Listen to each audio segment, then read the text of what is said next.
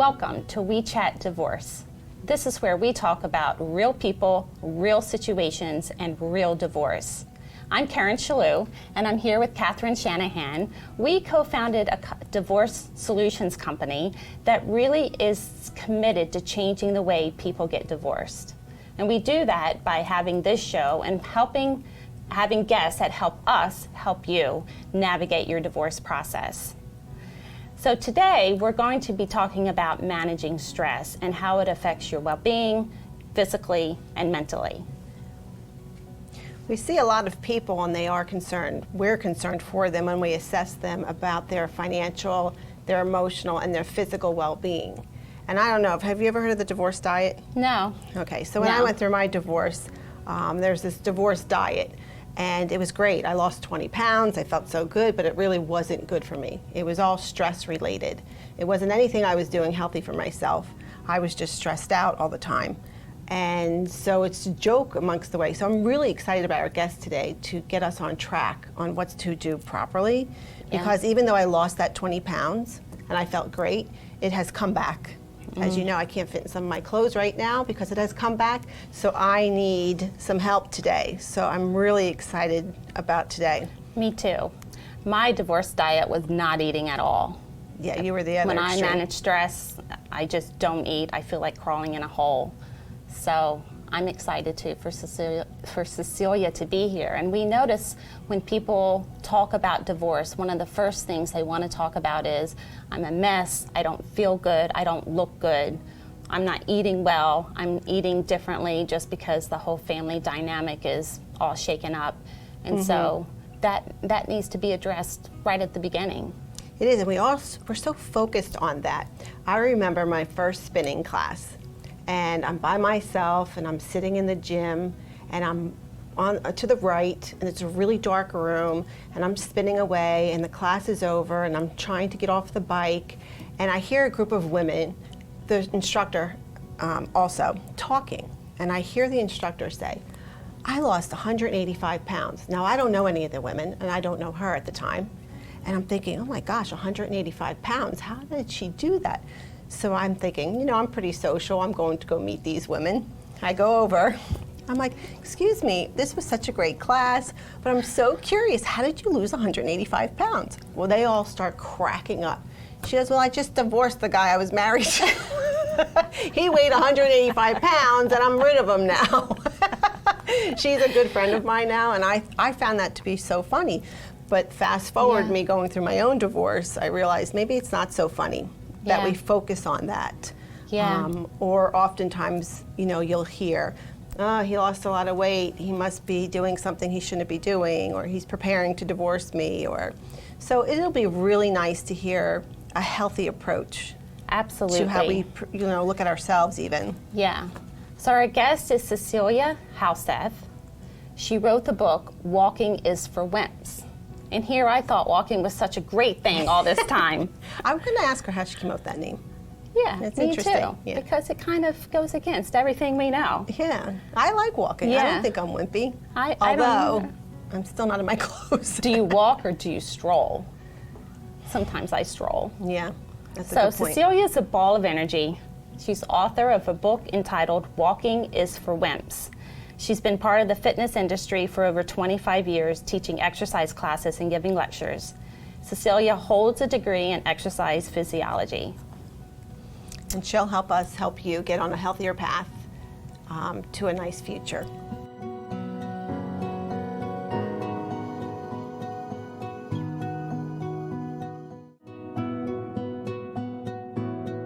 Welcome back to We Chat Divorce.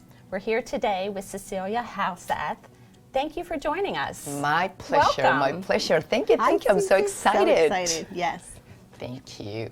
So I was listening to you guys, and exercise is such an important part of anybody's to not only feel better, but as a mood booster, which exactly that's one of the big problems when you are experiencing separating from someone you loved, sometimes for many years, and you're going through the stress of divorce.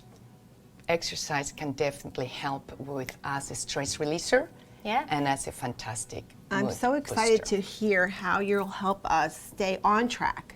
First of all, get on track, and then stay there, which is what I'm having a problem with. Oh, wait. Walking is for wimps. Please tell us. Wimpy. Well, this is very interesting. I have for many, many years created and follow my own personalized keep in shape plan. And one of the things that I discovered is so many women get frustrated because they exercise and they do not lose the weight. And it's because they're not doing it efficiently and effectively. And that's one of the things I see. I see many women walking, having a good time, chitty-chatting.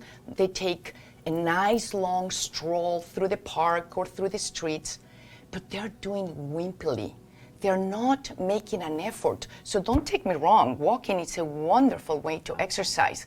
But the first thing, it's if you're doing it very easy, it's either because you're very old or because you've been injured or because you are recuperating from some kind of illness.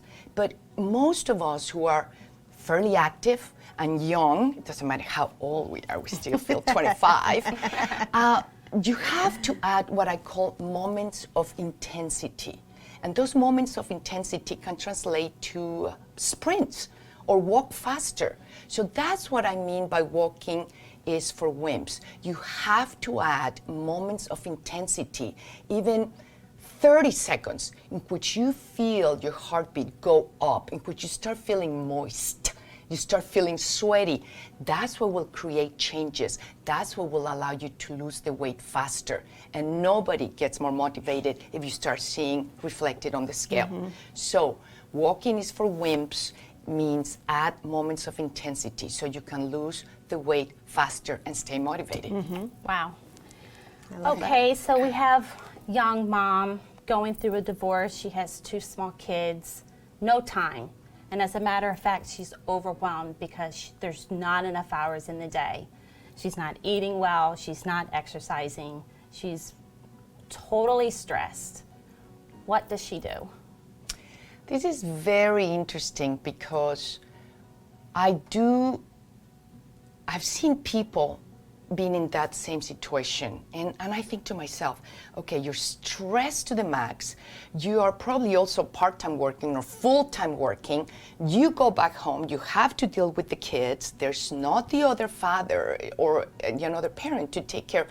And you want me to go and work out? Oh, please. What we want is a glass of wine and some little cheese and crackers, and let the kids go to bed. Right. So how do you incorporate?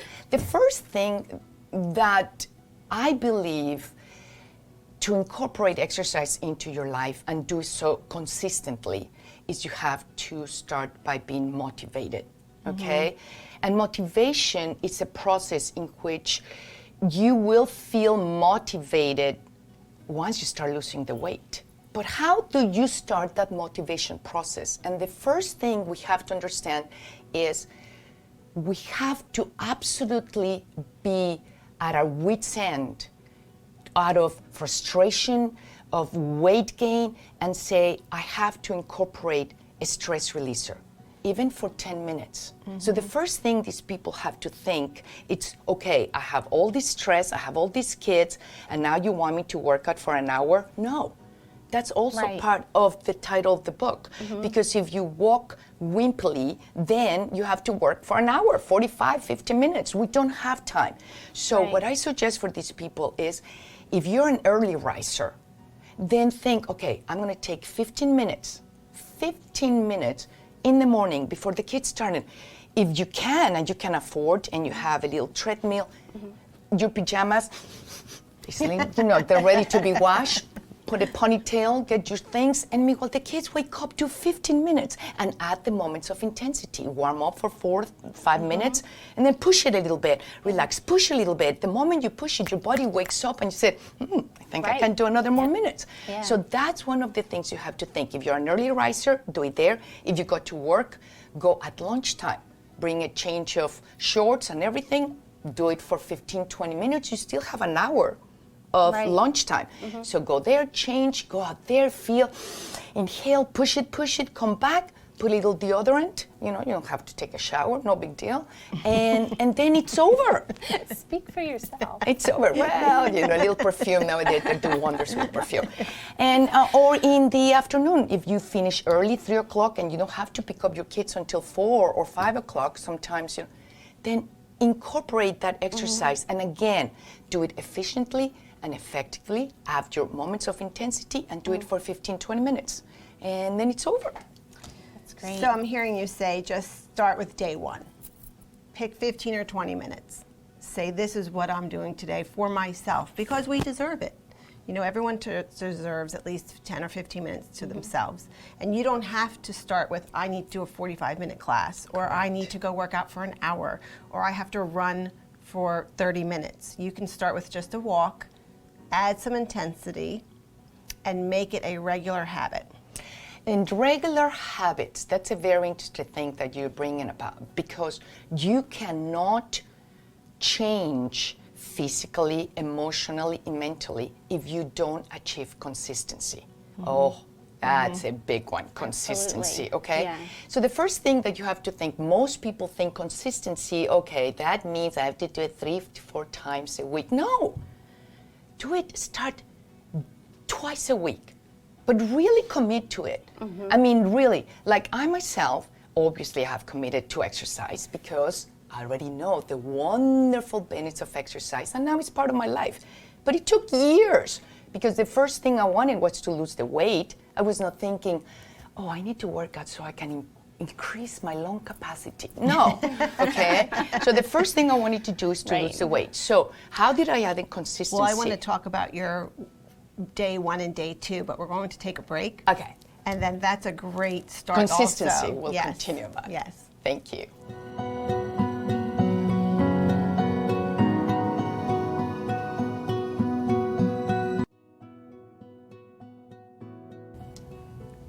Welcome back to We Chat Divorce.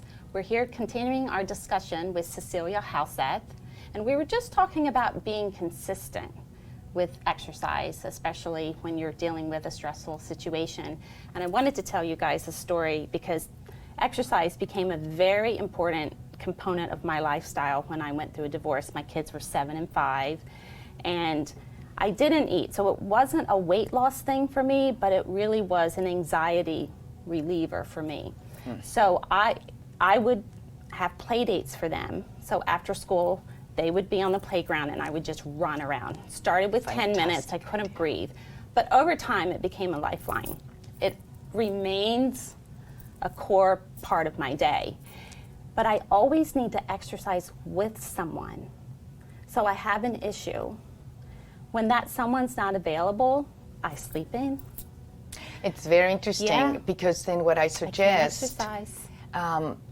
first of all, I want to say I also Yeah. did that. If I didn't have the time, I played Ticklishing Monster, and I chase them, all the kids in the pre-K, and believe me, for 20 minutes, 30 minutes, you end up, with your exhausting. tongue. Yeah. So talking about the companionship, okay, music, I highly suggest. And I was talking to you the other day about if we love a song and we're listening to the radio, we're driving, we start moving, So go and download fantastic songs and say, oh my God, I cannot wait to listen to those songs, and go out there, whether you have a friend or not. In fact, no friends.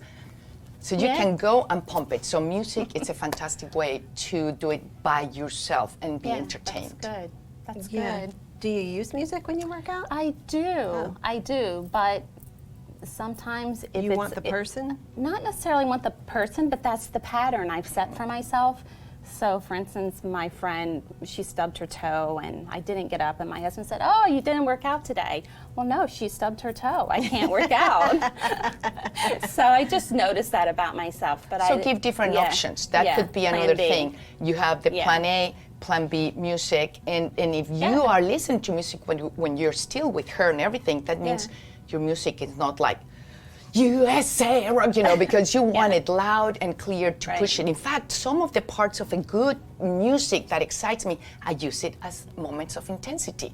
So when they get to a certain part of the music, I know that's the moment I push it and then come back and push it. Yeah, I say we challenge Karen and anyone else watching that they should have a workout buddy themselves, and you can log it in. I'd like to see that you work out at I'm my least own 5 workout times buddy? before our next show. Okay. Yes. You're on. I love challenges. Yes, you do. Yeah, we're talking about refueling. What does that Right, mean? because a lot of times in divorce, the reason why couples grow apart is because somebody's giving. You know, we give to our children, we give to our friends, we give to our spouses, and I remember being asked the question by a therapist to me is, who's refueling you? Being a stepmom to 3 children and then having 2 children ourselves, with my ex-husband working all the time, I was always giving, and then because we didn't have a connection that was more emotional, I was feeling lonely a lot. So the question was, how do we refuel ourselves? And I didn't grow up exercising. And so in your book, I know you talk about that data refuel, which I'm really excited to hear about because it could be something that I could connect to. So tell us about that. Refueling, it's interesting because it has to actually do with how do you manage your caloric intake. Because one of the first things that I want to make very clear is that I love to eat. And I don't mean rabbit food, okay? So there's nothing that I enjoy more than rich, high caloric foods. If all the rich, high caloric foods will have exactly the same calories as a carrot, we will not be overweight. So one of the things that we have to do is plan, and it's okay to plan. It's not an obsessive thing. Every single person who has maintained a decent body weight think every single day, they think about how are they going to eat, how are they going to make themselves feel better through food or through exercise, and thus they maintain a good body weight. So I have fuel days, I have maintenance days, and I have cheating days. We have to have cheating days. That. Yes. So the fuel days usually for me are Mondays. Why? Because the weekends are mostly my cheating days. So by Monday I feel so guilty. It is for sure a healthy day. Fuel. You are going to put fuel in your body, but fuel, healthy fuel. And I don't know, potato chips, fried chicken nuggets are not fuel. I'm talking healthy fuel. And you feel so guilty, your body, your brain tells you, yes, you need to eat healthy. And then maybe Tuesday, another fuel day. By Wednesday, I feel really good, so I do maintenance day. Maintenance day means you can still cheat a little bit. Like I will have a nice salad with a creamy dressing, instead of on Monday, I'll have a salad with lemon juice. So you have to do, and maybe the maintenance day, I'm have a bag of Doritos, maybe half the bag, And then cheating day doesn't mean that the whole day you're going to be cheating. Otherwise, it will be contraproducing, I have a little accent, so I think I'm pronouncing correctly. But what I'm trying to say is you cannot cheat the whole day. So what I do on a cheating day, I'm very aware of my exercise. I do a little quick workout. And then I know that evening is the party evening. So I can even enjoy myself, eat when I want slowly, which have very specific tips of how to eat in moderation, a little lower portions, and how to enjoy rich caloric food, but with certain trade-offs, so you will not gain everything back. Because one of the things you're pointing you at me. have, no, that happened to me. well, you said that you were giving back. So one of the things that I talk is you have to fight back with all your might that weight gain, okay? And I have tips about it because nothing makes you more frustrated, us women and our body weight, to gain it. So practice the managed caloric with the fuel days. Feel good about yourself with intensity and sweaty, and it will release the tension. And as you start feeling better with yourself, it will be a snowball effect.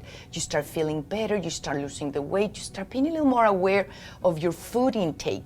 And then people start saying, oh my God, you look great. And that's the beginning of your new lifestyle. I'm That's excited. great. And you cover all of that in your book, right? Everything. Walking is for Wimps. So thank you for joining us at We Chat Divorce. And our viewers can get that book on your website. The website, yeah, Yep. walkingisforwimps.com. Yeah. Thank you.